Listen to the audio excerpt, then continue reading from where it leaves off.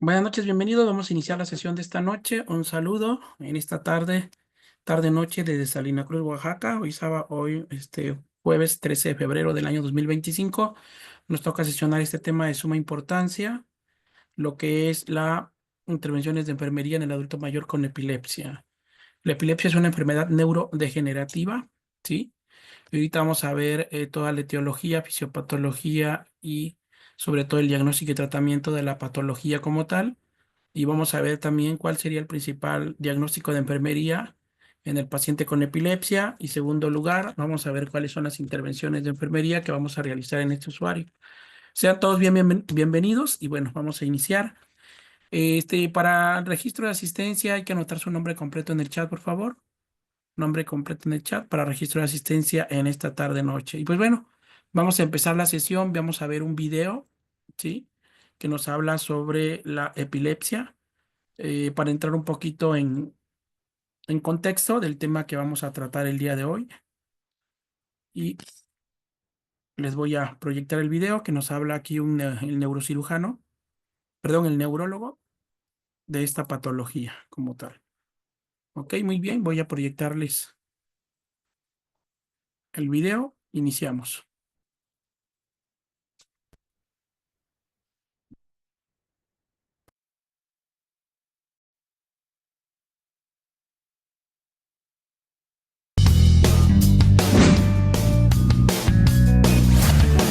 Hay algunas enfermedades que podrían producir movimientos involuntarios y perder tu conciencia. Soy el doctor Nilton Custodio del Instituto Peruano de Neurociencias. Hoy día hablaremos sobre la epilepsia.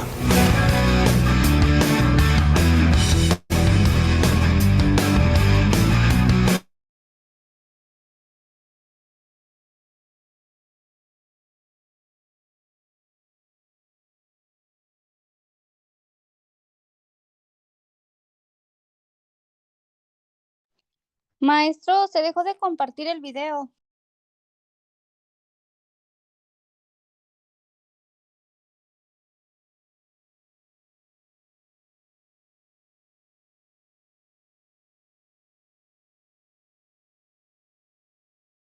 Hay video como tal. ¿No lo vieron o sí lo vieron? O no se proyectó para nada. Sí se empezó a proyectar un poquito en donde el doctor se presentó y ya de ahí se quitó. Ok, vamos a regresarlo entonces. Ahí sí ya lo ven. Apenas Ahí está está. cargando la pantalla. Ok, ahí está.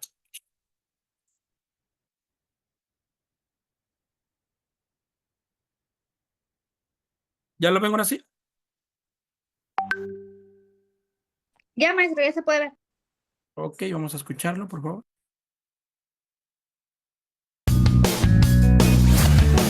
Hay algunas enfermedades que podrían producir movimientos involuntarios y perder tu conciencia. Soy el doctor Nilton Custodio del Instituto Peruano de Neurociencias. Hoy día hablaremos sobre la epilepsia.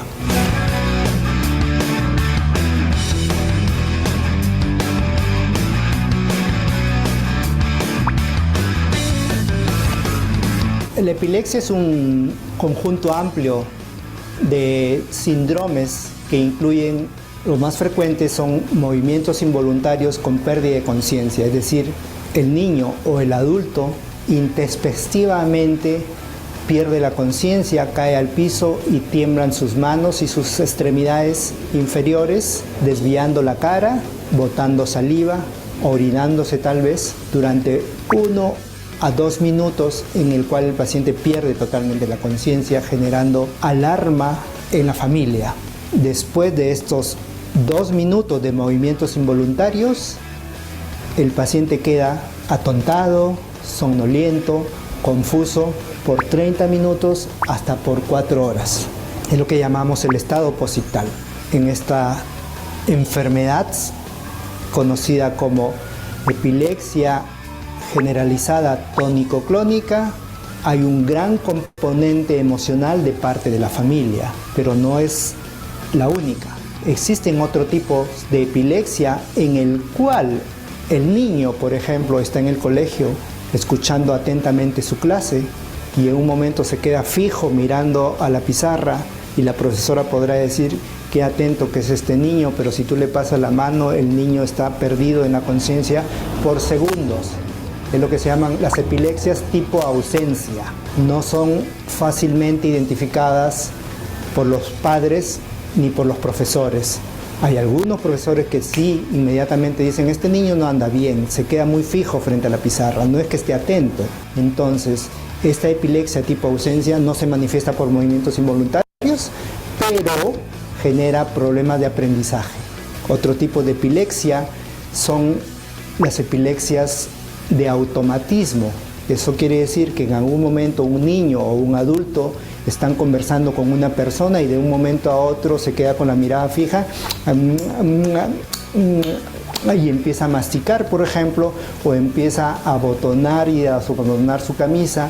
Eso es un automatismo. Para que recuerden, se acuerden ustedes de la chiripiolca del Chavo, esa era una epilepsia parcial compleja. Y eso es lo que muchas personas tienen, pero como no cae al piso y no llega a su cuerpo, la familia no le toma atención. Entonces, como verán, hay muchos tipos de epilepsia que hay que tener en cuenta. Respecto a que si la epilepsia generalizada tónico-clónica se presenta de una sola manera, no es cierto, porque muchas de ellas pueden empezar, por ejemplo, como epilepsia parcial simple y progresar a epilepsia generalizada tónico-clónica, o de epilepsia parcial simple progresar a epilepsia parcial compleja y luego epilepsia tónico-clónica generalizada. Es decir, que muchos de los pacientes que dicen tengo epilepsia tónico-clónica, generalmente no es así. Cuando nosotros hacemos la pregunta y la anamnesis muy detallada, encontramos que el paciente primero se quedó con la mirada fija, masticó y después empezó. Es decir, en ese caso fue epilepsia parcial compleja, secundariamente generalizada. ¿Y por qué es importante definir secundaria o primaria? Porque el tratamiento puede variar. Si yo tengo una epilepsia generalizada tónico-clónica, yo tengo que dar un medicamento para este tipo, mientras que si es parcial hay otro tipo de medicamento y algunos medicamentos que yo utilice para la generalizada pueden empeorar la parcial y al revés, de tal manera que es muy importante que sepamos cuál es primero y cuál es la consecuencia. Cuando nosotros hablamos de epilepsia, significa que ya tenemos un diagnóstico. El diagnóstico de epilepsia viene por el hecho de tener crisis convulsivas o crisis parciales, que puede ser una vez en la vida y nunca más, pero eso no es epilepsia. Si tú tienes una crisis y una segunda después de más de 24 horas, tú ya tienes diagnóstico de epilepsia. Mientras más temprano empieces el tratamiento, mejor va a ser tu pronóstico. Mientras menor número de crisis tengas, mejor va a ser tu pronóstico. Segundo hay que definir cuál es la causa que está produciendo este tipo de epilepsia. Podría haber epilepsias idiopáticas, es decir, epilepsias donde tú realizas la resonancia magnética, el electroencefalograma y todo va a ser normal. Y la familia dice, doctor, todo es normal, entonces no tengo, pero mi hijito sigue convulsionando. Y ahí les explicamos, en algún momento de la formación en el vientre ha tenido alguna alteración que nos explicaría. En Perú lo más frecuente cuando una persona convulsiona después de los 18 años de edad es cisticercosis hasta demostrar lo contrario. Después hay que pensar en tuberculosis, pero si la persona tiene ya más de 60 años de edad y convulsiona por primera vez, yo pienso en un tumor cerebral. De tal manera que es importante saber en qué momento aparece la enfermedad. El tratamiento de la epilepsia depende del origen. Si la epilepsia es secundaria a cisticercosis, por ejemplo, hay que dar tratamiento para la cisticercosis y antiepilépticos por un tiempo prudencial que generalmente es 2 años después de la última crisis. Es decir, curo la cisticercosis, pronostico cuál es el último día de la convulsión y a partir de ahí cuento yo 2 años. Si en estos 2 años no hubo ninguna crisis, yo considero al paciente curado. Lo mismo podría pasar para tuberculosis, para tumores cerebrales. En cambio, con las epilepsias idiopáticas, es decir, donde no encontramos causa, nosotros recomendamos en general unos 3 años de tratamiento y lo mismo, si el paciente tiene 3 años sin ningún espacio de haber tenido una crisis en este lapso, podríamos considerarlo curado y hay que retirar el tratamiento paulatinamente por un año adicional. Si usted mira a un niño, a un joven o a un adulto teniendo una crisis convulsiva tónico-clónica generalizada, lo ve en el piso temblando, lo único que tiene que hacer para ayudar a esa persona es ponerlo de costado y dejarlo, porque esa crisis no va a durar más de 2 minutos. Lo más importante, no se aglomeren alrededor del paciente. Si el paciente está convulsionando, necesita más oxígeno, entonces necesita más ventilación, por lo tanto necesita más espacio libre. Si todos se acumulan alrededor del paciente sin hacer nada, lo único que están haciendo es disminuir la cantidad de oxígeno que ese paciente necesita. Los medicamentos actuales te permiten evitar crisis convulsivas sin afectar tu hígado, tu cerebro, ni tu riñón, ni tus capacidades cognitivas. Es importante que duermas tus horas completas. Para ti que tienes entre 15 y 30 años de edad, que duermas 6 a 8 horas suficiente, no tienes que dormir más. Que dediques tiempo restringido a mirar televisión o estar frente a una computadora. Yo recomendaría no más de 2 horas continuas, pero si dice, doctor, yo soy ingeniero y tengo que trabajar y tengo que estar frente a mi computadora, es cierto. Mantén tu trabajo, está frente a una PC, pero haz pausas cada 2 horas. No tomes licor, porque el licor podría afectar tu hígado y dar una interacción con el medicamento. Come sano, no comas exceso de grasas, mantente saludable, acude a fiestas, baila, diviértete, pero no tomes licor. Si tienes alguna consulta adicional sobre epilepsia, no dudes en contactarnos en el Instituto Peruano de Neurociencia, en los números de teléfono que aparecen acá.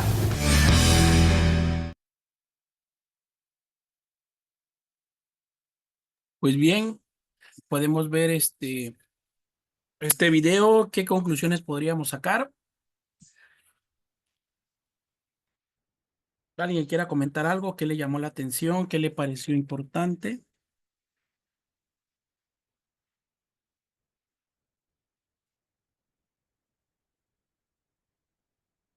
¿Ustedes tienen algún familiar con epilepsia? ¿Alguno de ustedes? No, maestro. No. Yo sí, pero fue una La prima. posición, una prima, ok. Lo mencioné el video, les voy a mostrar una imagen que se llama posición de seguridad. Esta es la posición de seguridad. Ahí hay unos puntos importantes. El tema va enfocado a epilepsia en el adulto mayor, pero no necesariamente presente en el adulto mayor, también se presenta en niños, ¿no?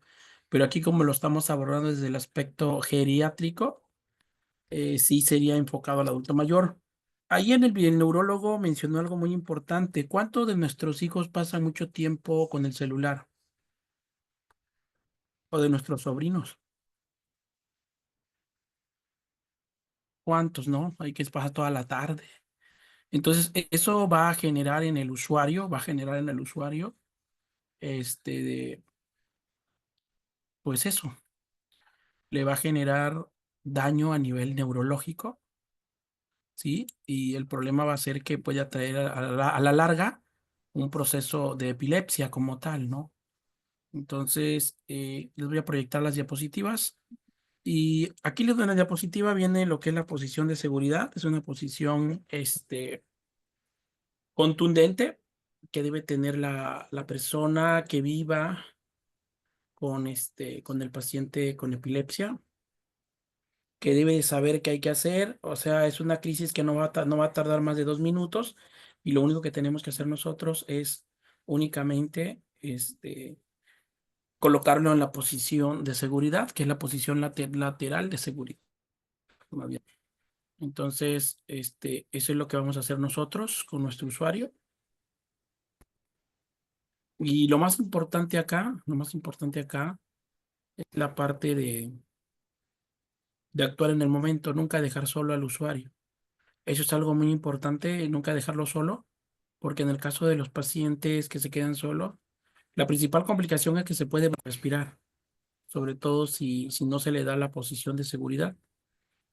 Eh, Aquí Como lo mencionaba, no necesariamente nosotros vamos a tener la parte de que de que la crisis convulsiva es una epilepsia. No, se tiene que hacer un diagnóstico diferencial. ¿A qué se refiere el concepto de diagnóstico diferencial? Ver que no se confunda con alguna otra enfermedad que pueda tener el paciente, ¿no? Pero esta es la posición de seguridad. Mira, así vas a poner a tu paciente adulto mayor joven con epilepsia, pierna flexionada, puede ser del lado izquierdo o derecho, como gustes. Y así, ¿para qué? Para que el objetivo es que el paciente no se, con la lengua, no se le vaya hacia atrás y no se vaya a broncoaspirar con la lengua, asfixiar, ¿no? Ese es un primer objetivo, para que la lengua caiga hacia este lado y con la misma espuma que genera la crisis convulsiva, pues vaya hacia el lado, ¿no? Y lo otro importante es colocarle algún trapo o algo para que no se lesione la lengua, porque es lo principal que se va a lesionar la lengua con el filo de los dientes, sobre todo con los dientes incisivos que tenemos en la enfrente, ¿sí? Es con los que se va a lesionar el paciente, entonces por eso se le tiene que dar. Y eso sería más que nada lo que vamos a hacer con este usuario. Y con cualquier usuario que veamos nosotros en la vía pública, en el transporte público, donde nos encontremos como personal de enfermería, tenemos la obligación de dar los primeros auxilios. Y más aún, y más aún, si llevas el uniforme. Hay mucho personal de enfermería que no se, no apoya en el momento de una crisis convulsiva. ¿Sí? No apoya en el momento. Entonces, muchos de ellos lo que hacen este, es hacerse un lado o hacerse así como dicen por ahí, ¿no? Omisos, perdón. Está penado si nosotros no damos los primeros auxilios, sobre todo si nosotros llevamos este uniforme clínico. Tenemos que apoyar. ¿Sale? Tenemos que dar los primeros auxilios, para ello debemos de saber, entonces no lo olviden, esta es la posición lateral de seguridad, se llama, ¿no? Y es para pacientes con crisis convulsivas y es aplicable. Pues bueno, ahora sí entremos a tema. Eh, bueno, miren, hablar de epilepsia, sabemos que son crisis convulsivas, sin duda. Eso es la epilepsia de manera generalizada, pero no cualquier crisis convulsiva va a ser epilepsia. Eh, ¿Cómo se define? Es un trastorno cerebral caracterizado por una predisposición a padecer crisis epilépticas y sus consecuencias neurobiológicas, cognitivas, psicológicas y sociales. Esta definición es de la Asociación Internacional de Afganistán y se entiende como un síndrome y no como una enfermedad. O sea, la epilepsia es un síndrome, es un trastorno. Ahora, ¿por qué? ¿Cuál es el principal? El principal síntoma, crisis epilépticas, que es, en otras palabras, convulsiones en el paciente, ¿sí? Y aquí sus consecuencias van a ser neurobiológicas, o sea, el daño que va a provocar. El paciente que sufre de crisis convulsiva no siente, pierde la orientación en ese momento, pierde el grado de cognición, hasta el momento cuando ya se despierta, es cuando el usuario se da cuenta de lo que le acaba de pasar y dice, ¿qué me pasó, no? ¿Qué me pasó? Ah, no, pues es que te convulsionaste. ¿A poco? No me acuerdo. Solo recuerdo que venía caminando y ya no.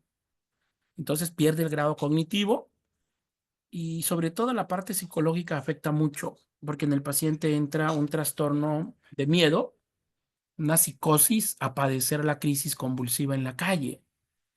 Y esto va a llevar a que mi paciente se aísle, tenga aislamiento social y no quiera salir a la calle por lo mismo, ¿no? Porque ya le ha pasado. Entonces, es ahí, hablando en el enfoque del anciano, el adulto mayor, se prefiere quedar en casa en vez de salir a la exterior. En el caso del anciano, se considera la epilepsia la que comienza a partir de los 65 años. Se excluyen a las que se inician en edades más tempranas y continúan a partir de esta edad. Es una enfermedad de una alta incidencia elevada y prevalencia. Recordemos que la tasa de incidencia es el número de casos nuevos de epilepsia del anciano que se van presentando. Y la tasa de prevalencia, recordemos que es los casos de enfermedades de epilepsia en el adulto mayor que ya tenemos. Y en ellos la etiología, las manifestaciones clínicas, el abordaje y la respuesta al tratamiento son diferentes a otros grupos. ¿En dónde afecta más? Afecta más a nuestros adultos mayores. ¿Por qué? Por el propio proceso de envejecimiento, por el mismo proceso osteomuscular que ya tenga el adulto mayor.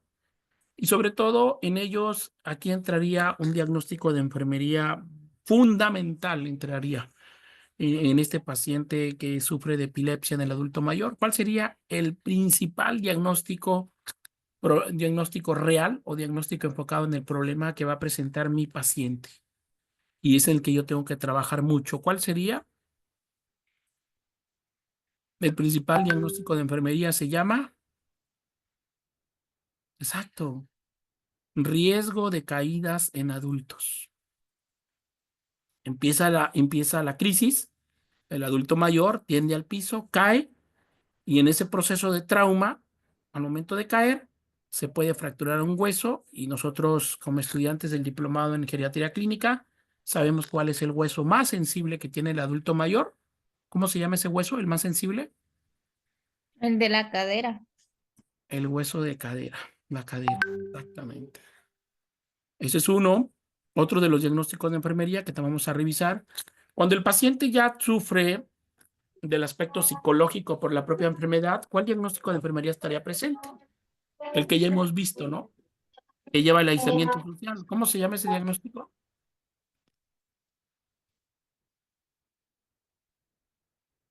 Se llama baja autoestima situacional, ¿no? Del proceso de la situación que está viviendo el usuario.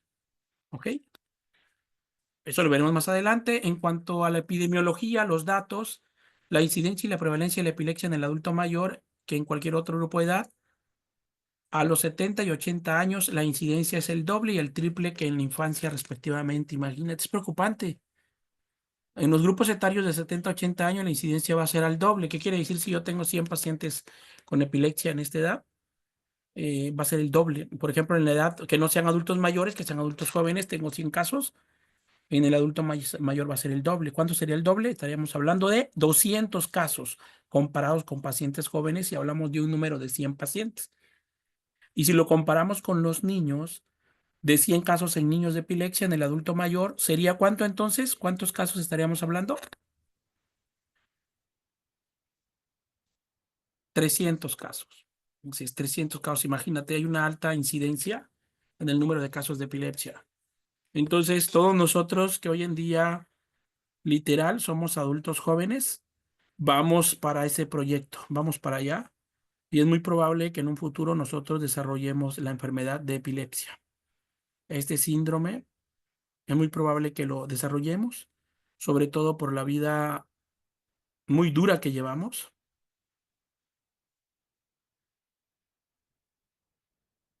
por el grado de estrés que vivimos,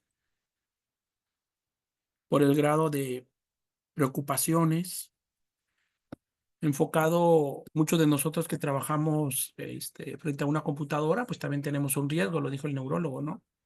Los que trabajamos ante un ordenador, también nos puede llevar a padecer esta enfermedad. La epilepsia es el tercer síndrome neurológico con frecuencia en adultos mayores, tras la enfermedad cerebrovascular y la demencia.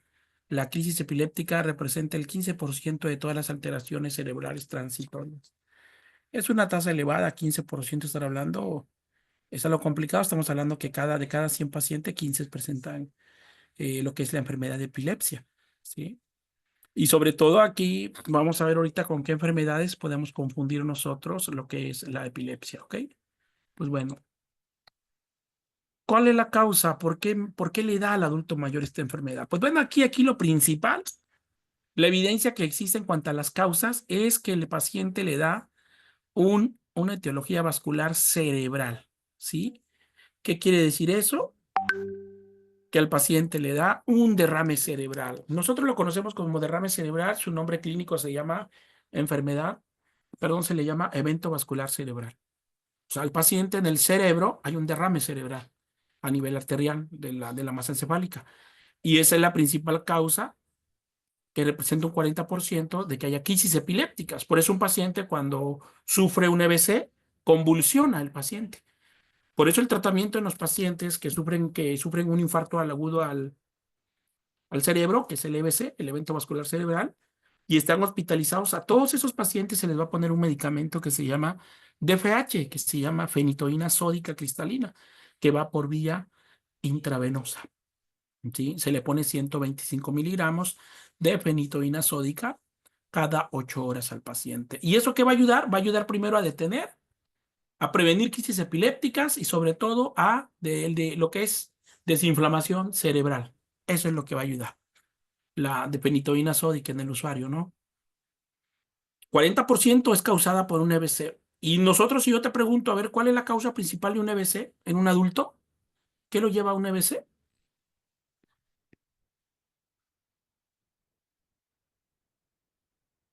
La hipertensión arterial. Así es, la hipertensión arterial. ¿Y cuántos de nosotros sufrimos de hipertensión arterial hoy en día?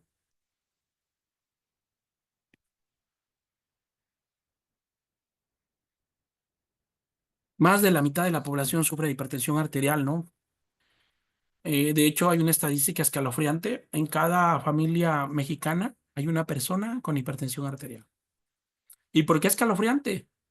Porque imagínate, sabemos que en el caso de hipertensión arterial, sabemos que la etiología es hereditaria. Si tu mamá, papá es hipertenso, cursa con hipertensión arterial sistémica, es muy seguro que tú vas a ser hipertenso.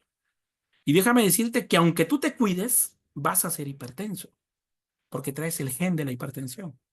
Aunque tú te cuides, aunque hagas deporte, vas a ser hipertenso. Porque ¿dónde está el problema de la hipertensión arterial? ¿A nivel de qué? A nivel de arterias. A nivel se llama endotelio vascular, endotelio arterial. Ahí está el problema de la hipertensión. Por eso la hipertensión arterial, la presión arterial se define, es como la presión que ejerce la sangre sobre los vasos arteriales al momento que fluye en ella.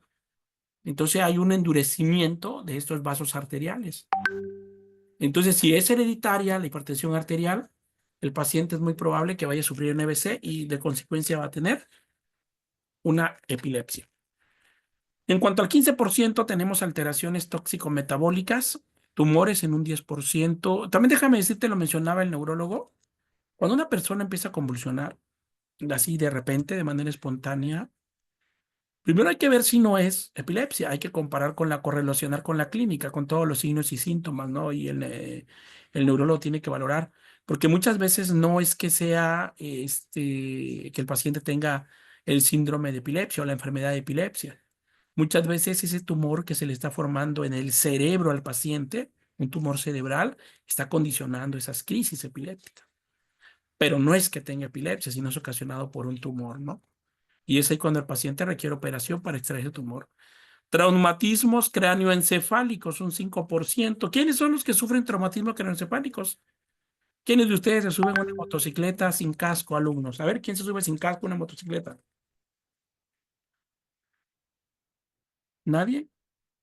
No, maestro.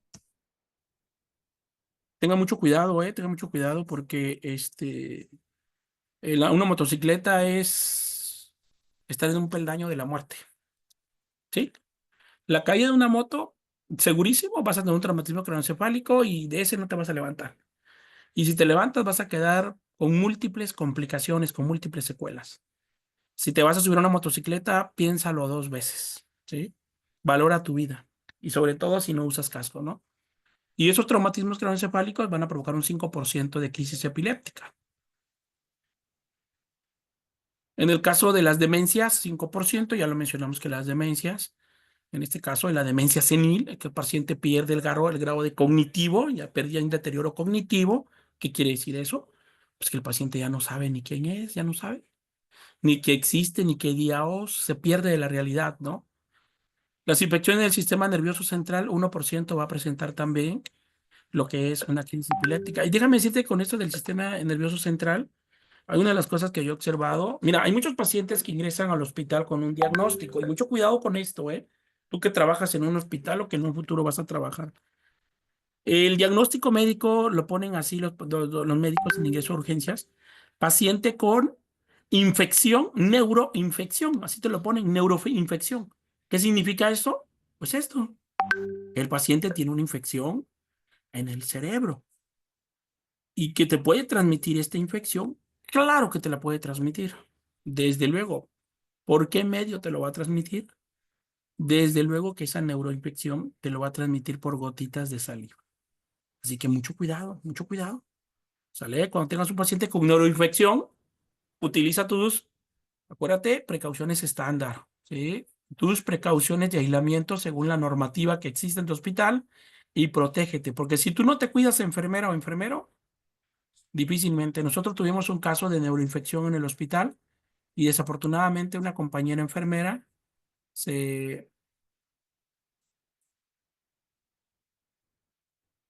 Las personas que dice, nos comentan acá, las personas que, voy a leer el chat, que sufren alguna caída o golpe en la cabeza. Así es. El paciente, la compañerita tuvo atendiendo un paciente con una infección y lamentablemente no utilizó bien sus precauciones estándar, se infectó y desarrolló la infección. Y una neuroinfección, o sea, una infección en el cerebro es crítica, ¿sí? Porque vamos a ver, dependiendo qué infección, de qué tipo es, viral o bacteriana. ¿Y cuál es la infección que nosotros podemos corregir rápidamente? ¿Cuál es más difícil de atacar, una infección bacteriana o una infección viral? ¿Cuál es la más fácil? ¿La viral? No, la bacteriana. La bacteriana.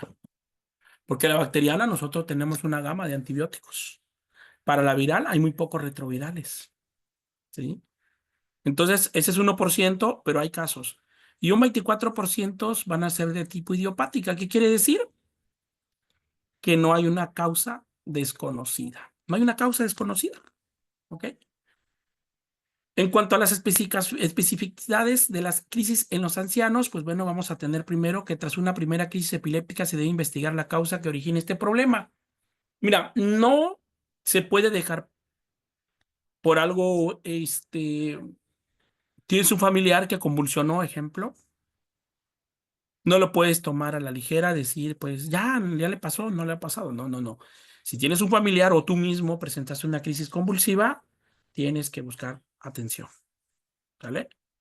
Tienes que ir con el especialista que está en estudios de examen. ¿Para qué? Para descartar primero que nada algún tumor en el sistema nervioso central. Segundo, bueno, si se está dando un evento vascular cerebral, que es el ictus isquémico. El ictus isquémico es lo que nosotros conocemos como derrame cerebral, así se conoce, que puede ser isquémico cuando ocurre un derrame isquémico, cuando hay una obstrucción de una arteria del cerebro. Hay una obstrucción en una arteria del cerebro, ya no pasa sangre, y ahí es donde se empieza a morir ese tejido, por eso se llama derrame isquémico. Cuando hay una hemorragia, un tipo de EBC, un ictus hemorrágico, es cuando una arteria llega a romperse, se rompe, hay una ruptura en la arteria y todo el lago, en la parte de la masa encefálica, es donde se hace la colección de coágulos de sangre. Hay una hemorragia, hay un hematoma, ¿no? Entonces, y ahí también hay que operar al paciente. En una hemorragia subarachnoidea, en una trombosis de senos venosos y malformaciones vasculares. También hay que ver si el paciente no tuvo una caída o si tuvo una cirugía de cerebro.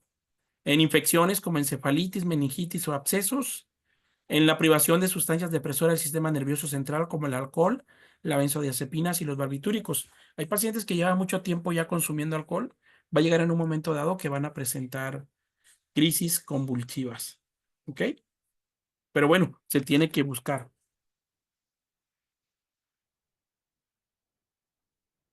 Tenemos que buscarlo nosotros.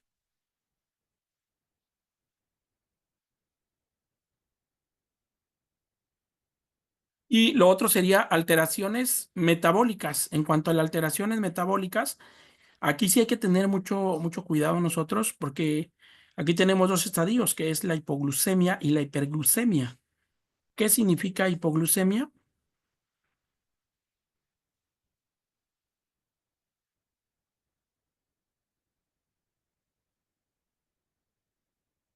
¿Qué significa? Bajo nivel de glucosa, ¿no? Hiperglucemia, hiperglicemia es alto nivel de azúcar en sangre. La hiponatremia, que es el bajo sodio, alto sodio, la hipocalcemia, igual poca cantidad de calcio, baja cantidad de calcio en sangre, igual la hipomagnesemia, igual baja cantidad de magnesio en sangre, la insuficiencia hepatorenal, el hipotiroidismo y el hipertiroidismo. Hay que tener cuidado.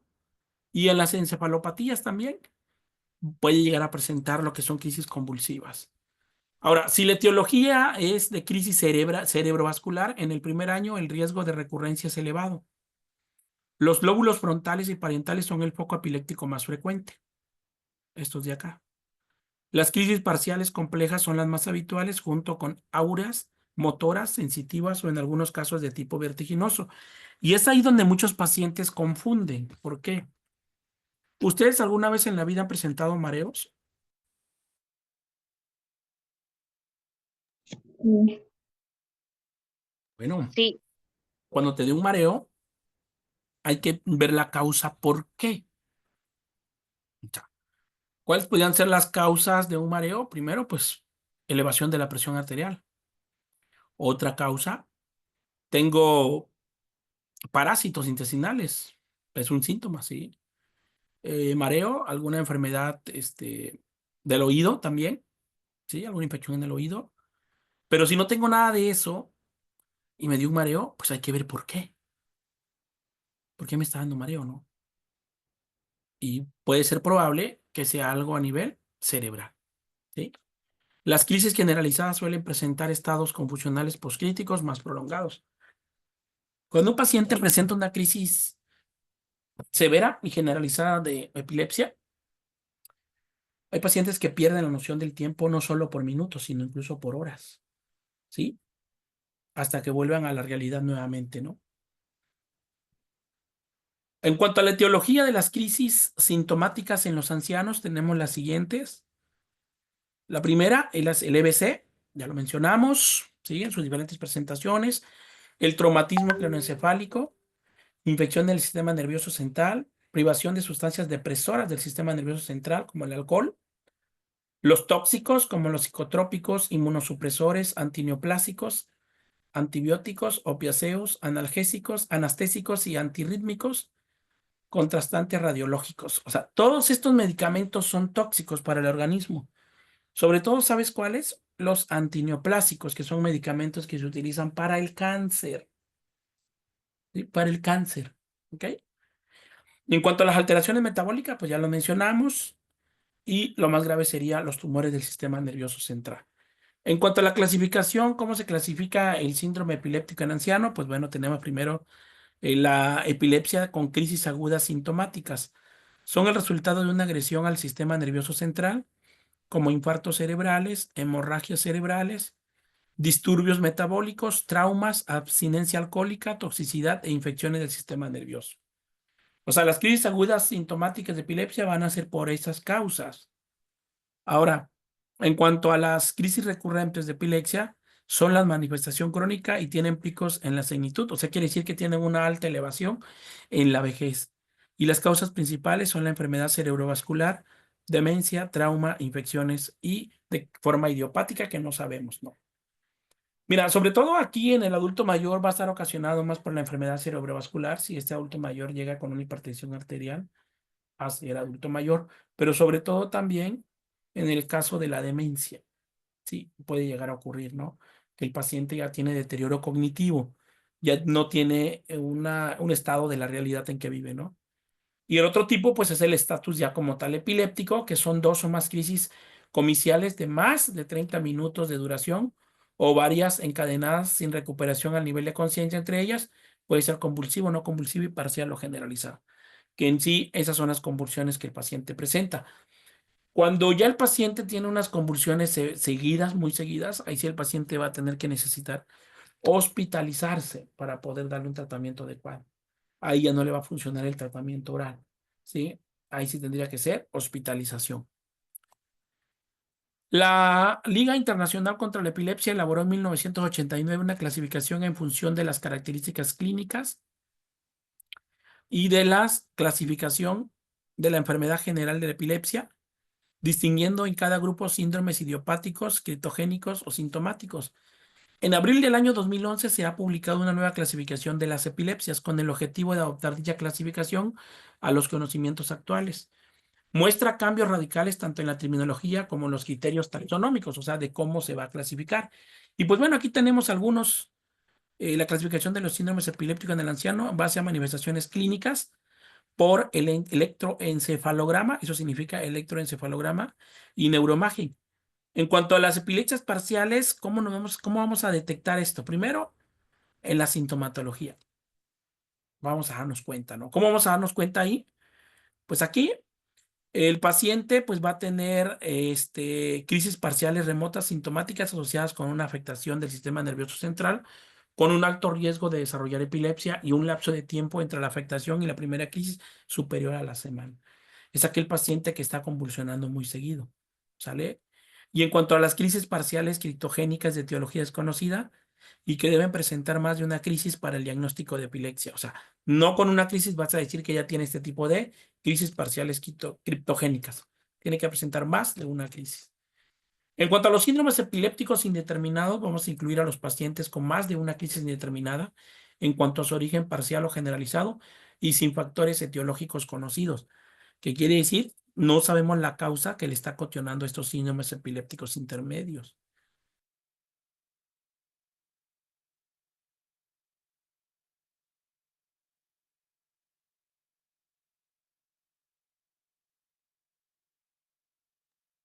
Bien, continuamos. En cuanto a los síndromes epilépticos especiales con crisis parciales o generalizadas, va a deberse a crisis agudas sintomáticas debido a alteraciones sistémicas, metabólicas o tóxicas y afectaciones agudas del sistema nervioso central, que aparecen en una relación temporal entre el evento, que es la crisis, inferior a una semana o durante el mismo. ¿Qué quiere decir? Que se presentan crisis seguidas en una semana y eso va a ser la clasificación de síndromes epilépticos especiales. Y por último, las crisis únicas, aparentemente no provocadas y sin anomalías en las neuroimagen o en el electroencefalograma. Bien, ¿cómo podemos saber que nosotros o que nuestro paciente puede tener una epilepsia? Para esto hay estudios diagnósticos. Y el principal, siempre que nunca va a fallar en esta parte, es el examen físico y neurológico. ¿Que quién tiene que hacer el examen físico y neurológico? ¿Quién lo hace? ¿Quién es el especialista? ¿Cómo se llama? ¿El neurólogo? El neurólogo, correcto. El neurólogo, muy bien. Para esto, el neurólogo te va a solicitar estudios hematológicos como una biometría hemática completa, una química sanguínea, estudios bioquímicos, hormonales y niveles séricos de fármaco y detección de tóxicos. También te va a pedir una resonancia magnética, ¿sí? Para ver cómo está tu cerebro. Es probable que te vaya a pedir una angioresonancia o una angiografía con contraste, ecodoppler de troncos supraórticos y la neuroimagen funcional. Igual, ¿para qué? Para descartar epilepsias. El examen del líquido cefalorraquídeo es impredecible en los casos de sospecha de procesos inflamatorios cerebrales. Aquí sí es importante, mira, sobre todo la toma de líquido cefalorraquídeo se va a llevar al laboratorio para estudiar. Sí, sobre todo se va a hacer un cultivo de ese líquido cefalorraquídeo. ¿Qué significa hacer un cultivo? Que van a preparar esa cantidad de muestra y lo van a tratar en un laboratorio, lo van a tratar de que se reproduzca, ¿no? Y si en ese líquido cefalorraquídeo hay algún virus o una bacteria, pues se va a reproducir. Y ahí en ese resultado es cuando vamos a ver nosotros la cantidad, ¿sí? Que fue la que se tomó de líquido cefalorraquídeo para detectar qué enfermedad, ¿sí? Pero se tiene que mandar a estudio. Ese estudio se llama citoquímico de líquido cefalorraquídeo. Pero ahí nosotros lo tenemos que, el neurólogo lo tiene que indicar y nosotros, el que lo tiene que tomar en este caso sería el anestesiólogo, porque ¿de dónde tomarían el líquido cefalorraquídeo? ¿Han visto al paciente cuando le ponen anestesia, bloqueo epidural a nivel de espalda? ¿Sí? Ahí es donde se toma, así Sí, como así como le fueran a poner al en paciente la una anestesia. columna. En la columna, exactamente. ¿Sí? Ahí es donde lo va a tomar. ¿Sí?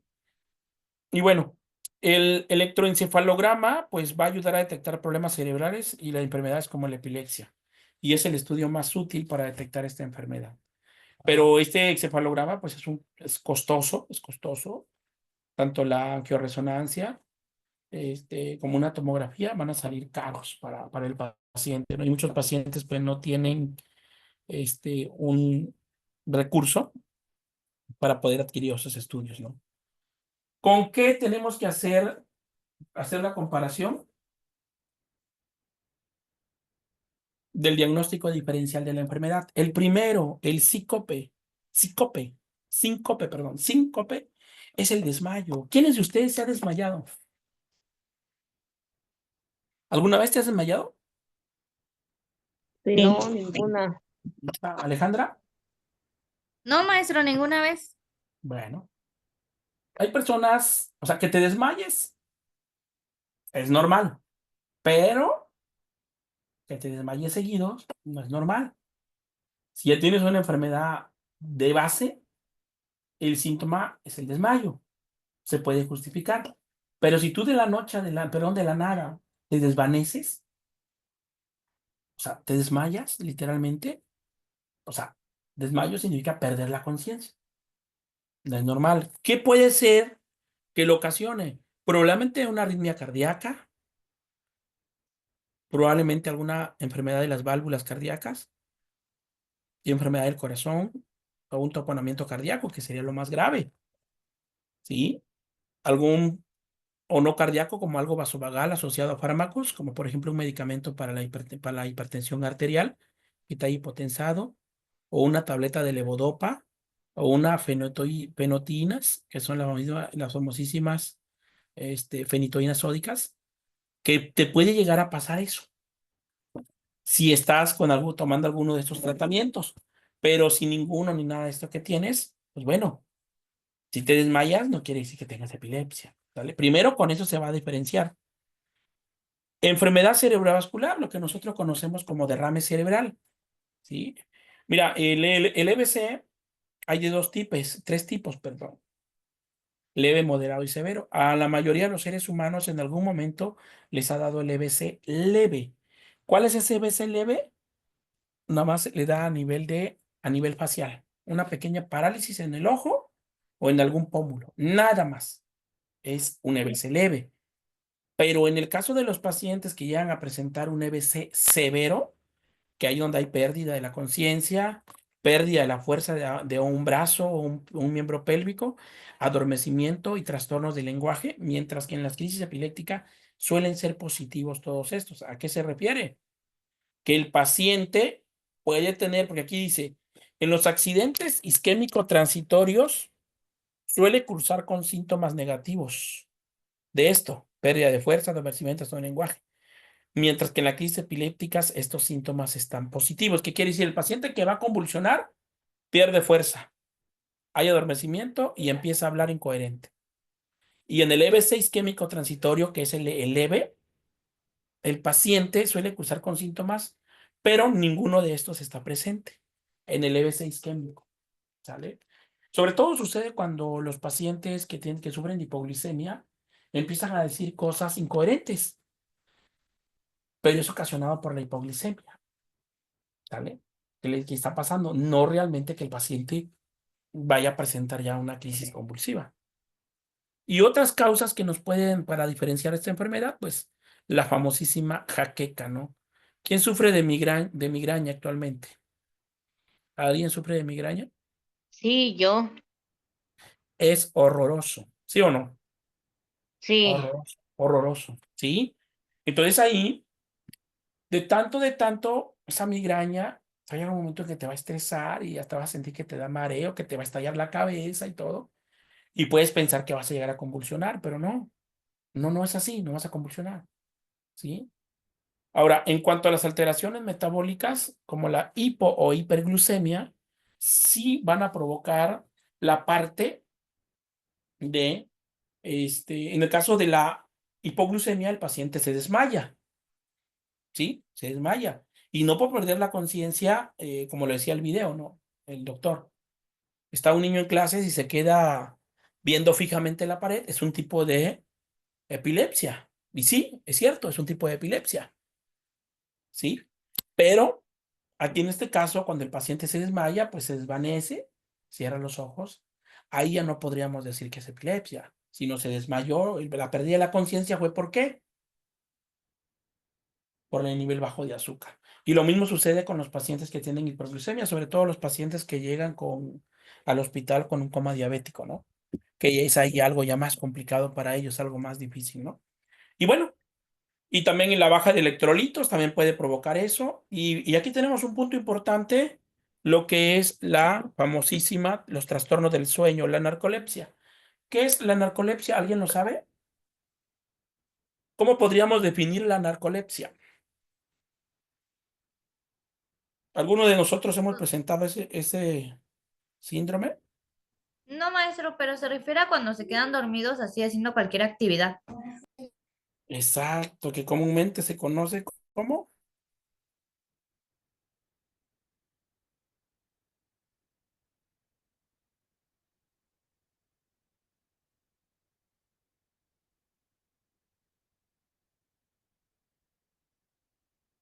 es un trastorno del sueño, así es. Te quedas dormido de la nada.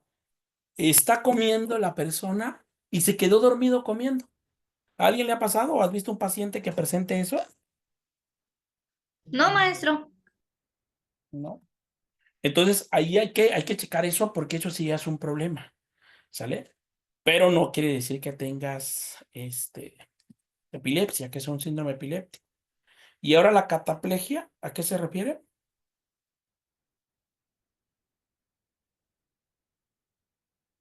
Es un debilitamiento, es un trastorno debilitante, ¿sí? Que va a provocar en el paciente.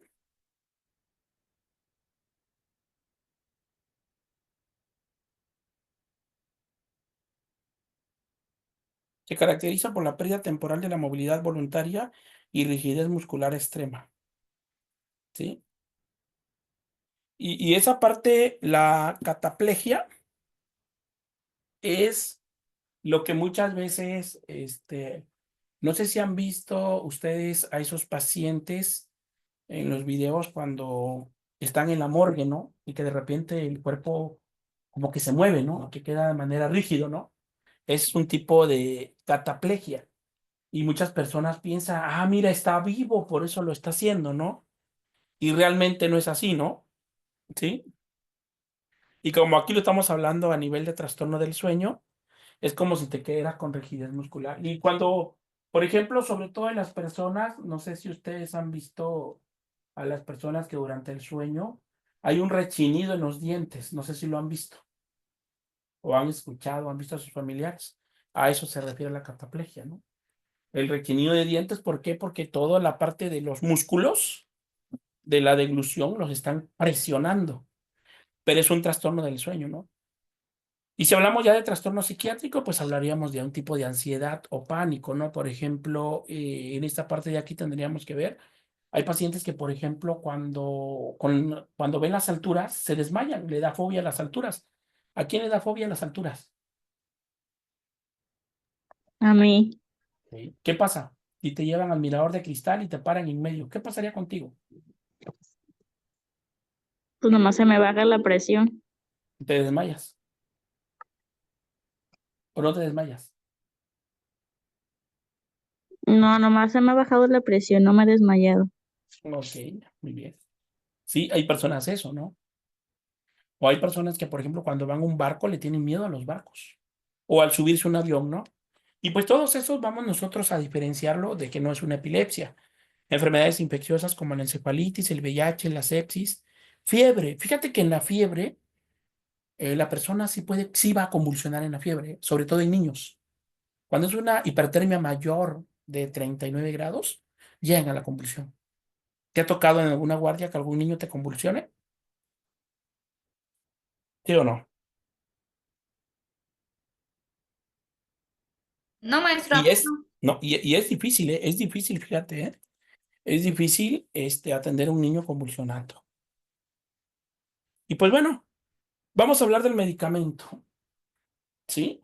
Aquí en el medicamento, pues bueno, primerito, aquí sí tiene que ser farmacológico, desde luego, farmacológico, aquí no entraría la psicoterapia, no, no, no, no, porque estamos hablando de una enfermedad degenerativa, neurodegenerativa, de múltiples facetas, ¿no?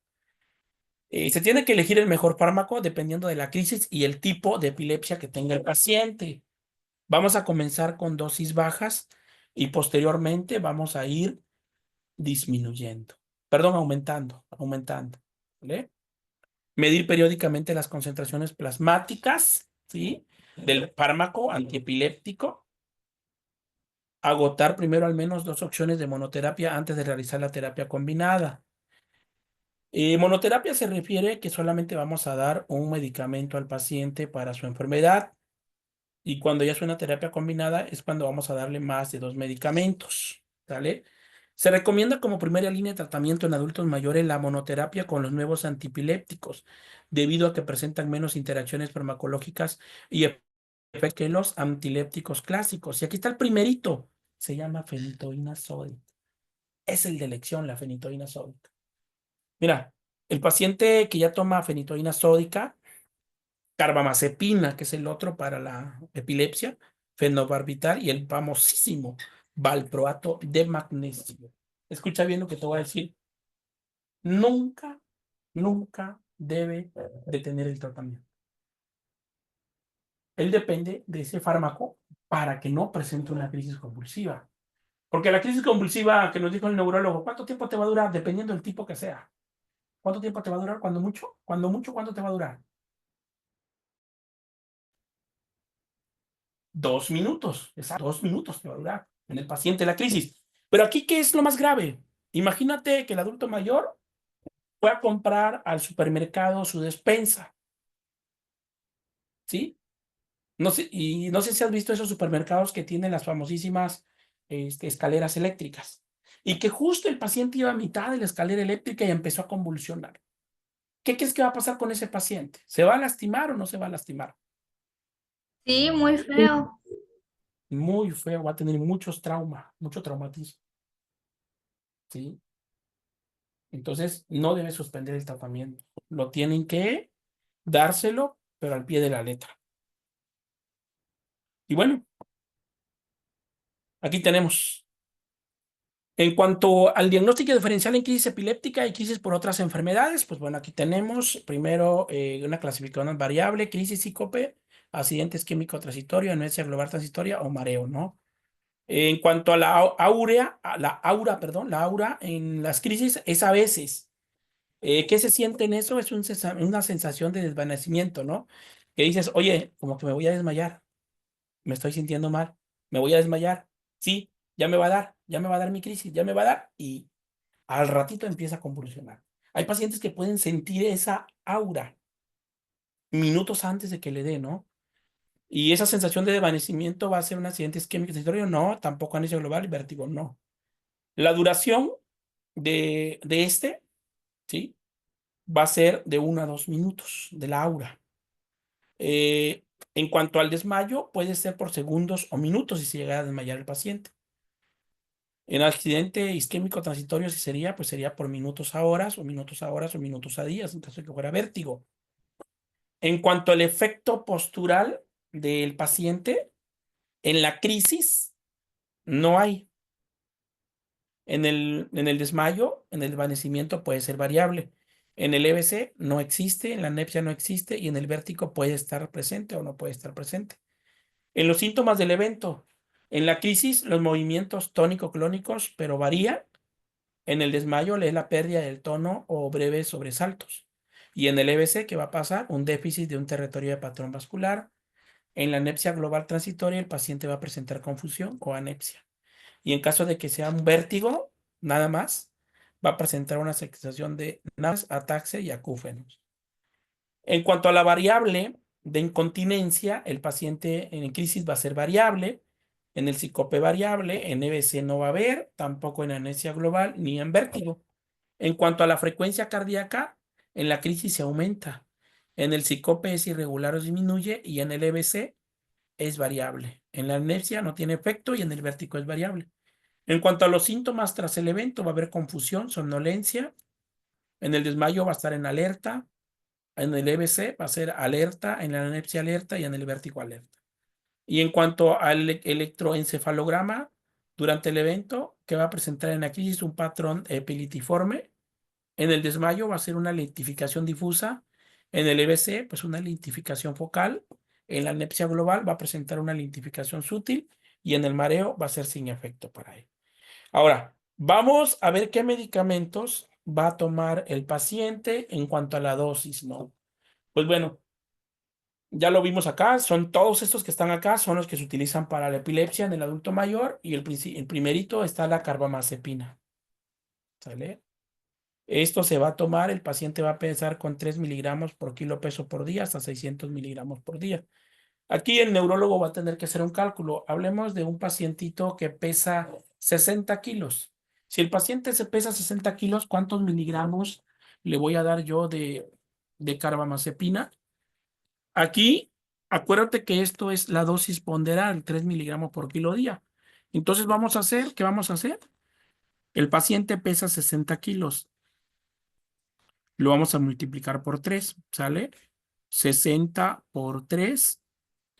Necesito 180 miligramos. 180 miligramos para este paciente. ¿Sí? Entonces vamos a ver, en el caso de las tabletas de carbamazepina, yo le voy a dar 180 miligramos. Mis tabletas vienen de 200 miligramos, entonces les voy a dar una tabletita. ¿Sale? ¿Qué efectos secundarios tiene la carbamazepina? Pues va a haber un rash, una diplopia, una hiponatremia o trastorno cognitivo. ¿Y en qué pacientes está contraindicado este medicamento? En pacientes que tengan trastorno del ritmo cardíaco, en pacientes que tengan alguna arritmia, ¿sí? Entonces puede llegar a presentarse. Lo que es el ácido valproico se va a dar de 200 miligramos cada 8 horas hasta 1 gramo al día. ¿Qué efecto secundario va a haber? Temblor, fallo hepático, trastorno digestivo. Está contraindicado en el Parkinson y en la hepatopatía. La gabapentina, que es otro medicamento para la epilepsia, se va a dar de manera inicial 300 miligramos por día hasta 300 miligramos cada 8 horas. Como efecto secundario, somnolencia, mareo, ataxia y esté contraindicado en el paciente renal. La lamotrigina, tabletas, va a iniciarse con 25 miligramos al día hasta 150 miligramos al día. Va a haber presencia de rash, insomnio y está contraindicado en pacientes con enfermedad del hígado, una hepatopatía. La oxcarbamazepina va a iniciarse con 300 miligramos, ¿sí? Al día hasta 1,200 a 2,400 al día.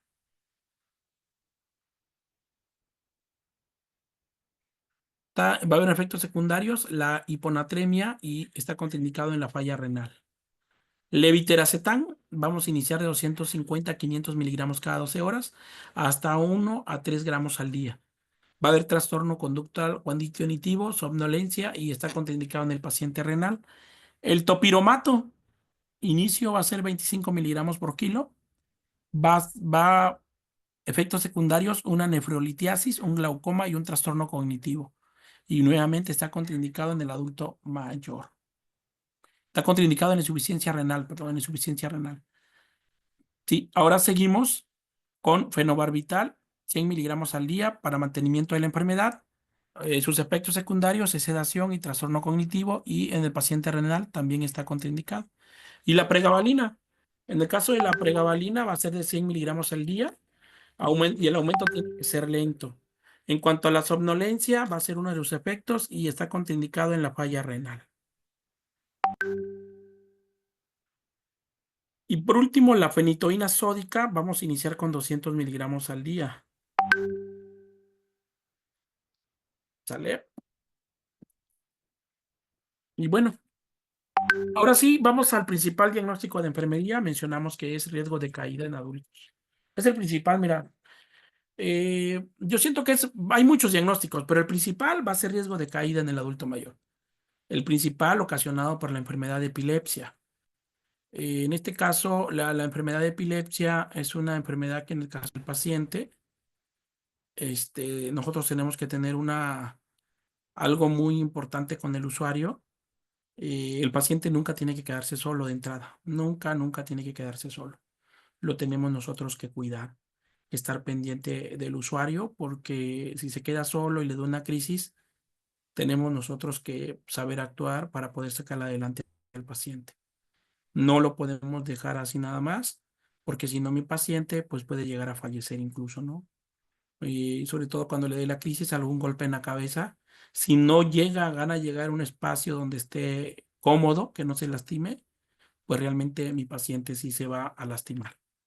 Y es ahí donde van a venir las múltiples complicaciones. Recuerda que el adulto mayor es una persona frágil, es muy frágil la persona. Entonces vamos a ver, el principal diagnóstico, ya lo mencionamos, el riesgo de caídas. Ese es el que vamos a revisar nosotros ahorita. Para eso nosotros nos tenemos que ir a nuestro libro que se llama La Nanda. Tenemos que ir a nuestra Nanda, y como ya lo saben, aquí tenemos nuestra Nanda digital.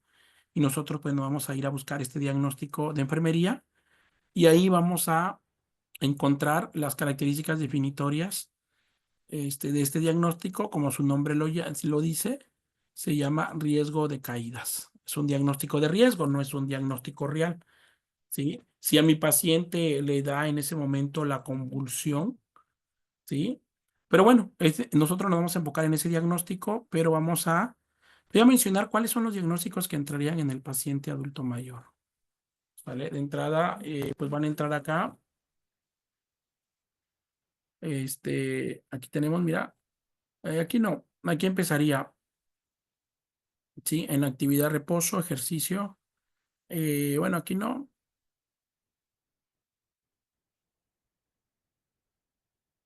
Vamos a buscar el de riesgo de caídas, pero en el paciente con crisis convulsiva entrarían todos los diagnósticos de autocuidado, mira. En él entrarían todos estos. ¿Por qué entrarían todos esos diagnósticos de autocuidado? Principalmente porque va a tener un déficit de cuidado al bañarse. Imagínate que está en la regadera y convulsiona. ¿Se va a lesionar o no se va a lesionar? Sí, es muy peligroso. Peligroso porque está el concreto, ¿no? La taza de baño al lado se puede golpear. Entonces va a tener déficit de autocuidado al bañarse, es un diagnóstico de enfermería, vestir el déficit de autocuidado, alimentar el déficit de autocuidado, déficit de autocuidado ir al baño, ¿sale? Es lo que va a tener. En cuanto a esto, en la clase 4 de cognición, mi paciente va a tener confusión aguda. Después de la crisis, él va a estar confundido, ¿sí? Eso es lo que va a presentar mi paciente. Y en el caso del adulto mayor, va a tener otro diagnóstico que se llama conocimiento deficiente ¿de qué? De la enfermedad de la epilepsia.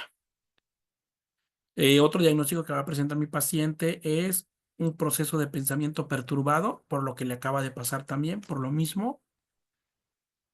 Va a tener también el diagnóstico que se llama comunicación verbal deteriorada, ¿sí? Por el proceso no va a poder hablar bien de lo que le acaba de pasar. En cuanto a tu autopercepción, pues bueno, el paciente, uno de los diagnósticos que más va a tener, ya lo mencionamos, es en la clase 2 autoestima. Esto es lo que más le va a afectar a mi paciente, ¿no? Sobre todo cuando ya está diagnosticado con la enfermedad de epilepsia, él ya no va a querer salir, ¿sí? Ya no va a querer salir de casa porque va a tener miedo a que le pase en la calle la crisis. Y entonces, ¿qué va a hacer? Se va a encerrar, ¿no? Y aquí va a entrar lo que es baja autoestima crónica, riesgo de baja autoestima crónica, baja autoestima situacional y riesgo de baja autoestima situacional. El que ya estaría marcado aquí con el paciente que ya tiene epilepsia es baja autoestima situacional. Eso ya de ley, el paciente lo va a presentar, ¿sí? Por la misma patología que tiene. Y ahora sí, nos vamos acá al diagnóstico que nos interesa. Vamos a ver el diagnóstico de riesgo de caídas. Aquí está el riesgo de caídas.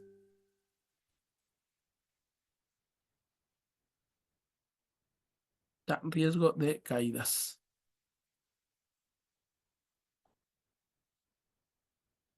Déjenme encontrarlo, ya me perdí acá. Riesgo de caídas. Y en este diagnóstico de riesgo de caídas es donde nosotros nos vamos a ir a buscar a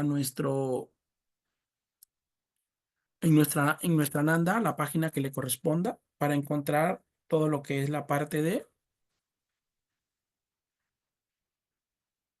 del diagnóstico que vamos a seleccionar. Y aquí está, mira, no sé si lo ves. Si lo ganas de llegar a ver. Sí, maestro. Ahí está. Riesgo de caída en adultos. O sea, ese es el diagnóstico principal para mi paciente con epilepsia. El principal. Está en la página 476. Vamos a buscarlo. para ver la definición y las características definitorias de mi paciente.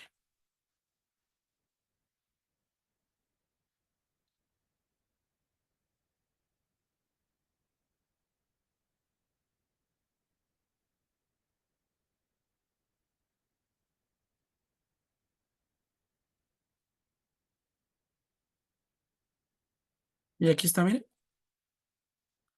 476. Ya se lo voy a poner.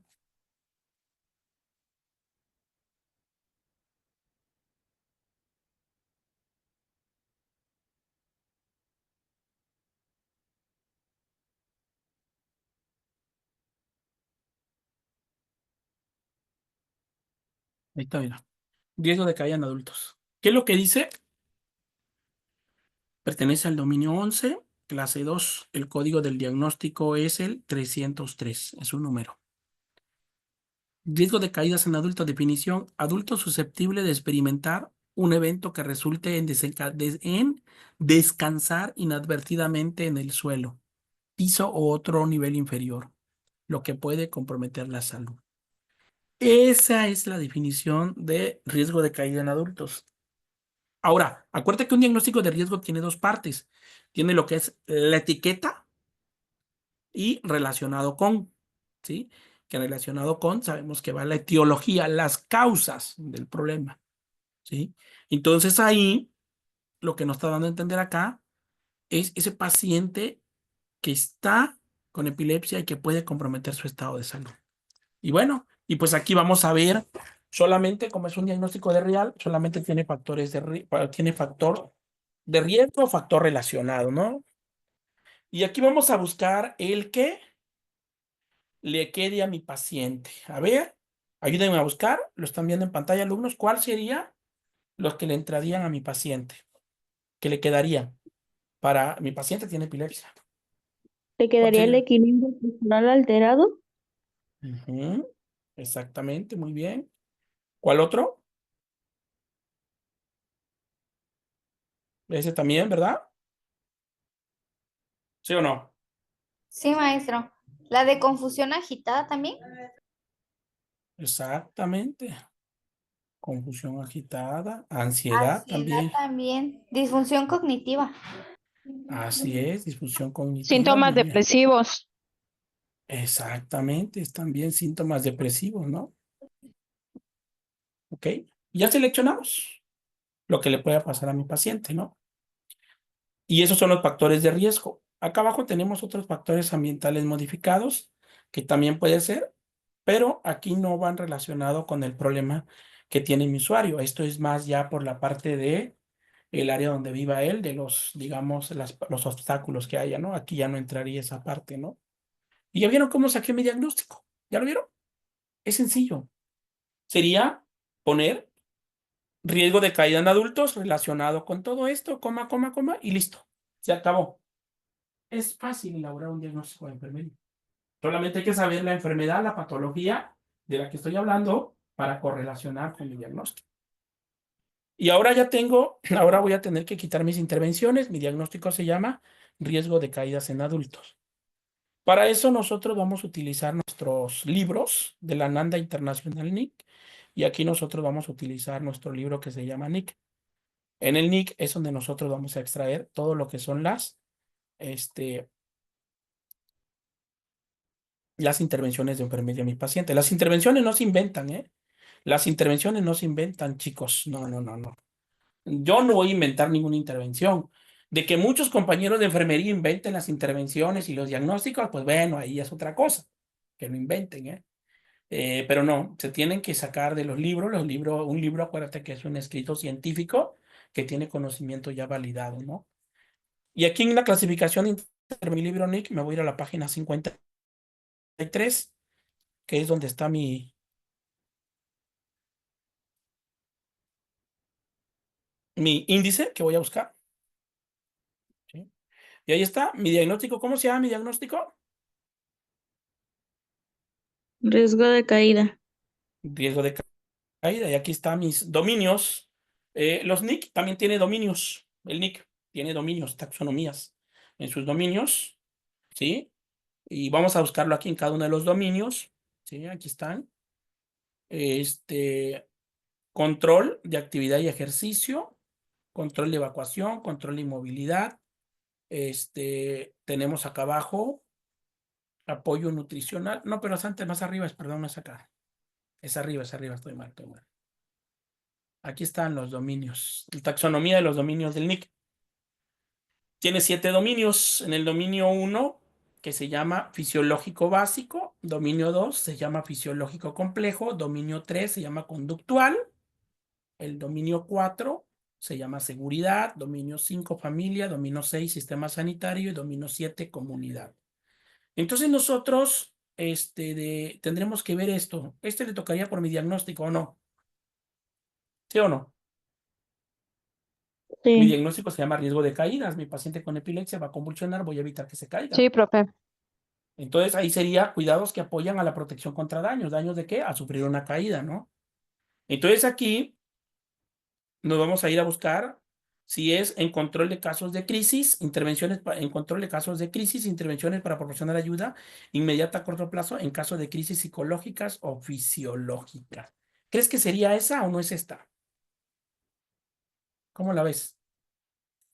Mi paciente tiene epilepsia. ¿Sí o no? maestro. Crisis psicológica, sí, neurológico. Entonces nos vamos a ir a la letra U para encontrar mis intervenciones. Se llama U y se llama control en casos de crisis. ¿Y dónde lo vamos a buscar? Acá abajo en mi mismo libro. Control en casos de crisis, la letra U. No me acuerdo de la letra U, U. Y aquí voy a llegar a la letra U. Y aquí vas a ver la gama de alumno de todas las intervenciones que tú vas a trabajar con tu usuario. ¿Vale?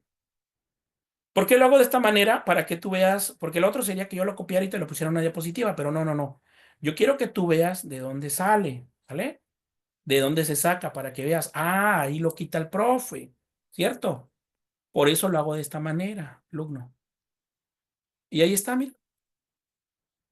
Y aquí están fíjate, todas mis intervenciones de enfermería que le corresponden a un paciente que tiene riesgo de caer, de sufrir una crisis. Pero bueno, aquí nosotros vamos a tener que buscar cuál es la que le va a facilitar a mi usuario. Dice, la primera intervención se llama cuidados en la emergencia.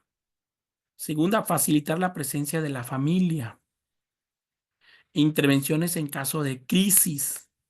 Manejo de la parada cardiorrespiratoria. Manejo del desfibrilador externo, obtención de órganos, precauciones en la hipertermia maligna, prevención del suicidio, primeros auxilios, reanimación, tratamiento del trauma de la violación, triage catástrofe, triage centro de urgencias o triage teléfono. ¿Cuál seleccionarían ustedes para su paciente con epilepsia? Cuidados en la emergencia y primeros Correcto, auxilios también. Por eso. exactamente, esos dos son nada más. ¿Sí? Vamos con la cuidados en la emergencia. ¿Cuál sería la emergencia en mi paciente en ese momento? ¿Cuál sería? La crisis convulsiva, ¿no? ¿Sí? Esa sería la emergencia. Te vamos a buscar cuidados en la emergencia. Para esto me voy a la parte final de mi libro de las intervenciones NIC y voy a buscar esa intervención que se llama en la letra C, cuidados en la emergencia. Y ahí están las intervenciones que tú vas a realizar con tu paciente. Y así es como tú lo trabajarías para cualquier paciente, alumno. ¿Sí? En cuanto a crisis convulsivas, pero ahí tú seleccionarías cuál diagnóstico tiene mi paciente. Aquí está, cuidados en la emergencia. Aquí está, cuidados en la emergencia, en la emergencia.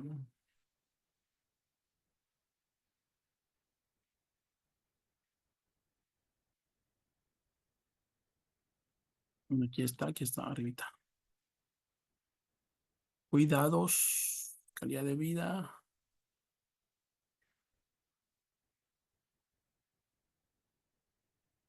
Cuidados críticos de enfermería, cuidados. Ok, vamos a buscarlo. Acá tiene que estar.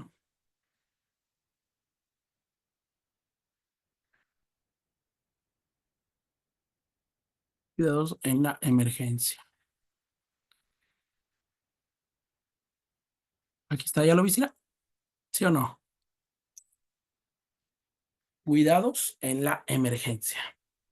150, dice que la página 150, entonces me voy a ir en mi nick a la página 150 y ahí lo voy a buscar. Y ahí están mis intervenciones. ¿Sale, alumno? 150, aquí está, mira. Sí. Cuidados en la emergencia. ¿Sale? Ok, bueno, vamos a ver. Ahora, ¿cuál va a ser mis intervenciones que yo voy a hacer? Fíjate bien. En la definición de esta intervención es realizar la evaluación y aplicar medidas terapéuticas en situaciones urgentes. ¿Qué situación es la que se está presentando a mi paciente que está presentando una crisis convulsiva? Mi paciente. Dice Lorena, profesor, ¿cómo puedo conseguir los libros Nanda, Nick y Nock? Yo los tengo en digital, que es el que estoy usando, se los voy a compartir a alumnos. Creo que ya se los compartí en el grupo, ¿no? Del diplomado. Les recuerdo que este es un diplomado en enfermería geriátrica. Perdón, un diplomado en geriatría clínica. Por eso hay muchos alumnos que están invitados acá a esta sesión, pero es un diplomado en geriatría clínica. Te los comparto, Lorena, si me mandas un mensajito te los comparto. Sí, con esto podemos trabajar nosotros. Y aquí está, mira, y aquí vas a empezar a seleccionar tus actividades. Mi intervención se llama Cuidados en la Emergencia. Mis actividades dice activar el sistema de urgencia médica, no. Obtener un DEA, no. Iniciar las acciones de rescate de los pacientes en estado más crítico si hay múltiples víctimas, pues no. Evaluar a los pacientes que no respondan a estímulos para determinar la acción apropiada. Este sí sería una intervención, ¿sale? Evaluar signos y síntomas de parada cardíaca, también tendríamos que hacerlo. En caso de que veamos que el paciente no reacciona, solicitar ayuda si el paciente no respira o si la respiración no es normal y no presenta respuesta también. Instruir al personal correspondiente que solicite ayuda si fuera necesario, es así también. Aplicar medidas de precaución para reducir el riesgo de infección, este no. Conectar el DEA tampoco. Asegurar un desfibrilador rápido según corresponda, tampoco. ¿Sí? Y aquí tenemos más. Iniciar 30 minutos de compresiones, tampoco, esto no entraría. Minimizar el tampoco este tampoco. Aquí habla de parada cardíaca, todo de parada cardíaca. Y aquí sí, mira, fíjate bien lo que dice en esta parte, ¿eh? ¿Cuál es la maniobra de Helmich? ¿Alguien se la sabe, alumno? Maniobra de Helmich, ¿cuál es? ¿Se la saben cómo es? Y mira, si tu paciente acaba de ingerir alimento y empieza a convulsionar, es muy probable que se vaya a broncoaspirar. Muy probable, ¿eh? Entonces ahí tú tendrías que actuar, realizar esta maniobra. ¿Sale? Y pues bueno, aquí están todas las intervenciones que tomaríamos nosotros, ¿no? Y mira, aquí hay otra que también le quedaría a mi paciente. ¿A poco no le quedaría esta a mi paciente?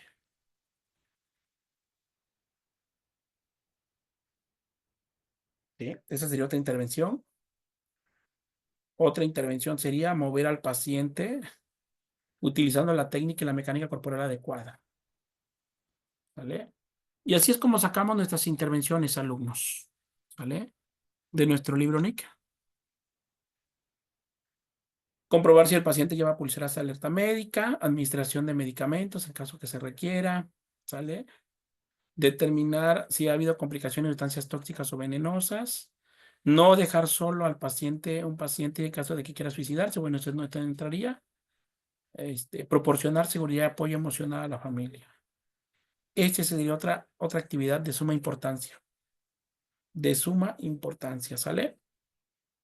Proporcionar seguridad y apoyo emocional al paciente o a la familia.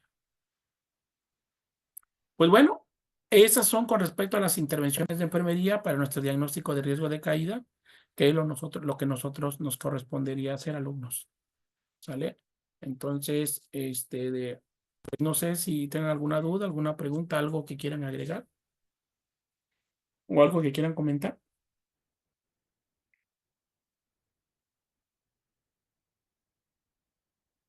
No, maestro, pues ninguna, solo que sí es bien importante conocer acerca de este tema para ayudar a quien lo necesite y más que nada llevando este diplomado de geriatría, yo creo que pues es más importante ayudar al adulto mayor, ya que pues como lo habíamos visto en clases pasadas, tal cual es una persona muy frágil que necesita ayuda de todos. Así es, Ixel. Totalmente de acuerdo. Totalmente de acuerdo.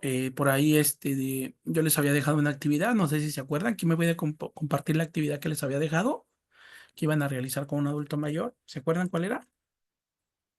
Lo íbamos a calificar la semana antepasada, pero no lo hicimos. ¿Eh? ¿Te acuerdan? ¿O no se acuerdan? A ver, acuérdense. ¿Qué iban a hacer con un adulto mayor? Sí, maestro, ayudarle a comprar su medicamento. Exacto. ¿Alguien lo hizo? ¿Alumnos del diplomado? No, maestro, yo la verdad no he podido hasta ahora. No. Ok. Profe, bueno, yo al menos, comprar ese medicamento no, pero sí con un señor ya adulto mayor que era de San Mateo y que venía buscando trabajo, venía de jardinería, pero dice que ya tenía todo el día caminando Ah, no me y digas que no había, perdón que te interrumpa, el que publicaron en el sí, Facebook. ¿A él es el señor? mm, Ah, cuéntame, no cuéntame. le sabría decir, la verdad, pero no lo he visto, no he visto esa publicación que hizo en el Facebook, pero bueno, es que fui a comer con mi esposo ese día porque andábamos en unas compras y ya no alcanzamos a llegar a la casa. Entonces decidimos comer ahora sí en unos puestos que están ahí enfrente de Comisión de Luz, en un comedor. Y ya estamos casi terminando cuando llegó el señor, pero se dirigió hacia mi esposo, no hacia mí. Y fue que le dijo que si no tenía algún trabajo, que él sabía cortar árboles, que él hacía figuras con los árboles o algún trabajito así cualquiera que le pudiéramos dar. Pues mi esposo le dijo que no, que pues ahorita por el momento pues no teníamos que. Y ya fue que le dijo el señor a mi esposo que si no tenía para un bote de agua o 10 pesos para que completara una comida, porque tenía todo el día caminando y que era de San Mateo y que no había comido nada. Entonces mi esposo agarra y me dice, ¿tienes cambio? Me dice, o le pedimos una comida. Le digo, pues mejor que coma, le dije, porque pues a veces le digo, hay personas que fingen cosas así y agarran el dinero para otra cosa, pues la verdad. Entonces le digo, no, mejor sabes qué, piden un platillo de comida, que coma, le digo, que pida lo que él quiera, pues le digo, comer. Y ya fue que llamamos a la muchacha y le dijimos que atendiera al señor que tomara soda. Y ya fue que el señor pidió un bote de agua de 600, primero le dijo a la chica. Y le digo, dale un bote de agua de al litro, le digo, porque pues todos nos iba a seguir andando caminando el señor para que lo anduviera cargando. Y ya fue que, que pidió él su comida. Y pues ya le digo, nosotros ya estábamos casi terminando cuando el señor se sentó y ya fue que nos empezó a platicar su vida, que pues él ya es grande, que nadie lo quiere contratar, que él lo habían despedido de su trabajo y que pues él y su esposa y su hija eran los que estaban juntos, que su hija había tenido problemas, que no podía tener hijos. Ahora sí básicamente nos empezó a contar el señor su vida, pues, y empezó a orar cuando le dijimos que se sentara para que comiera con nosotros, empezó a orar, pues empezó a darnos las gracias, le digo, no se preocupe, le digo, porque pues una comida no se le niega a nadie, pues, como le digo a mi esposo siempre, cuando podemos, adelante, cuando no, pues con la pena, pues no podemos ayudarlos. Y ya fue que nosotros le dijimos a la chica, pues que nos diera la cuenta y que incluyera la del señor, que nosotros la íbamos a pagar. Y ya fue que le dijimos él, usted coma, le digo, ya se le pagó la cuenta, la comida, y y usted coma, le digo, nosotros ya acabamos de comer, le digo, nos tenemos que retirar porque pues tenemos que ir a terminar nuestros mandados. Sí, dice, no se preocupe, dice, muchísimas gracias de corazón, dice que Dios los bendiga, que cuídense, que siempre anden con bien. Empezó el señor, pero pues sí me extrañó porque dice que todo el día andaba caminando y no había comido absolutamente nada, pues Y pues sí, como le digo a mi esposo, yo soy de las personas que anteriormente cuando mi abuelo tomaba, yo siempre le decía, pídame para una comida, para algo así, pero no me pida para tomar, porque eso sí, le digo, yo no le voy a dar para tomar. Para comer, sí, cuando tenga y pueda saber qué hora, ahí está. Pero cuando no le digo, con la pena no le voy a darle, pero para tomar no. Entonces es algo que pues ya es un adulto mayor y de hecho estaba yo platicando con una tía precisamente de eso mismo y me dice ella, a mí y a mi esposo, y el programa dice, no es en el programa adulto mayor, pues sí le digo, pero imagínate, le digo, con lo que le dan, 2,000, 4,000 pesos, no sé cuántos les dan a los adultos mayores, le digo, tiene que pagar luz, tiene que pagar Sí, agua. no le Ahora, si no alcanza. tiene casa propia, tienen que pagar renta, le digo. Ahora, Así si es él es. y su esposa nada más, pues qué bueno. Pero si tiene a su hija con sus nietos, pues ya son más bocas que alimentar. Y Más le digo, pues gastos. quién Así sabe. Ajá, es. pues quién sabe, le digo. Pero pues al menos nosotros Muy nos le bien, ofrecimos un plato de comida, porque muy bien, Amairani. hay otras personas que cuando así le ofrecemos un plato de comida donde estemos comiendo, nos han dicho, no, no quiero comida, yo quiero el dinero. Ah, pues yo sí, la verdad, profe, yo me pongo el tú por tú y le digo, pues no te voy a dar dinero, le dije, porque no traigo dinero, traigo para comer, no para andar regalando. Y hay personas que sí se molestan, como ese rato en la tarde que venía yo con mi esposo para mi casa, había precisamente dos adultos mayores en el crucerito, ¿verdad? En el crucerito, Ujú. uno parado y uno en silla de ruedas, tapado su pierna con una toalla, en medio de los dos carriles, profe, pidiendo dinero. Le digo a mi esposo, Sí, así es. viene un loco, Se se los lo lleva. lleva y se van a decir, no es que él tuvo la culpa cuando están en medio de la carretera, le digo. Y Así sabrá Dios es. si están discapacitados o no, porque hoy en día hay personas que no lo están y fingen estar incapacitados para pedir ayuda, la verdad. Gracias, Amairani. Muy bien, gracias por tu comentario, tu participación. Pues bueno, alumnos, les quiero hacer una pregunta, de ¿cuándo fue la última vez que visitaste a tus papás? Si es que ya no vives con ellos, si vives con ellos, pues no, verá. Pero ¿cuándo fue la última vez que visitaste a tus papás? Si cuentas con ellos, si los tienes con vida todavía. ¿Cuántos de acá? ¿Hace cuántos días o cuántos meses o cuántos años fue la última vez que visitaste en casa a papá, a mamá? Cuéntame. De hecho, yo ya no tengo papás. Bueno, ok, en su caso, pues no aplica la pregunta. Dice Susana que vive con ellos. Ah, excelente. No aplica también. ¿Alguien más?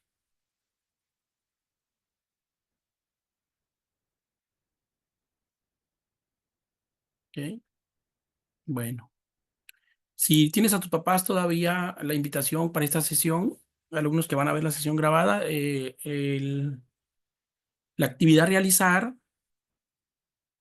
dice Lorena, hace 4 meses, profesor, ya que no vivo con ellos y vivo en el Estado de México. Ok, bueno. La actividad a realizar es que este fin de semana visiten a sus papás. ¿Sí? Visiten a papá, a mamá, y créeme que esa actividad te va a llenar te va a reconfortar mucho. ¿Sí? Ya que es una actividad, lo único que los padres quieren de nosotros, déjame decirte que no quieren que les des dinero, es lo de menos le importa a los papás. ¿Sabes lo único que quieren los papás? A ver quién me dice, ¿qué es lo único que quieren de sus hijos? ¿Qué es lo que quieren? La ¿Qué neces- compañía, que los Exacto, escuchen. la compañía, la escucha, ¿no? Y muchos de los hijos hoy en día, este, nos olvidamos de ellos, ¿no? Hay que visitarlos. No solo hay que ir en Navidad, no solo hay que ir en Año Nuevo, ni el día de su cumpleaños, ¿no? Todos los días, si tenemos la oportunidad, si estamos cerca de ellos, hay que acompañarlos. Hay que ir a visitarlos, ¿ok? Esa es la actividad que se van a llevar a casa.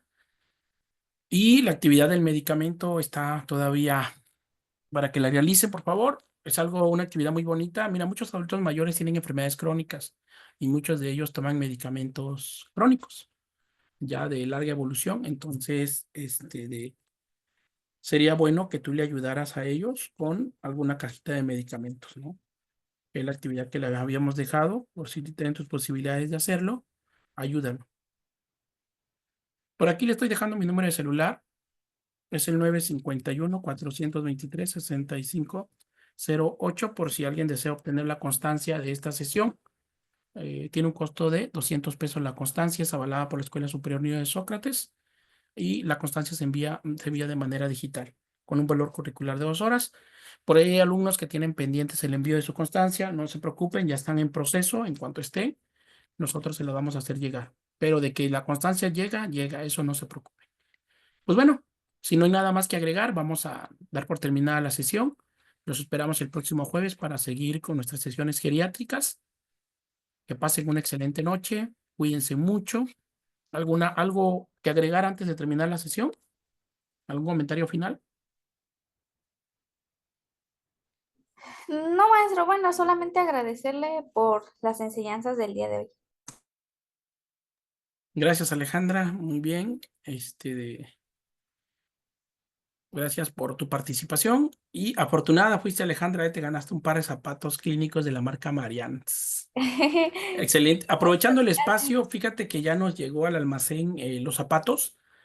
Y lo que te quería preguntar, ya haciendo un paréntesis fuera de contexto del tema de hoy, eh, el empeine de tu pie está un poco ancho o es chico. ¿Sabes por qué? Porque los zapatos vienen, el número 4 viene como para una persona que sea como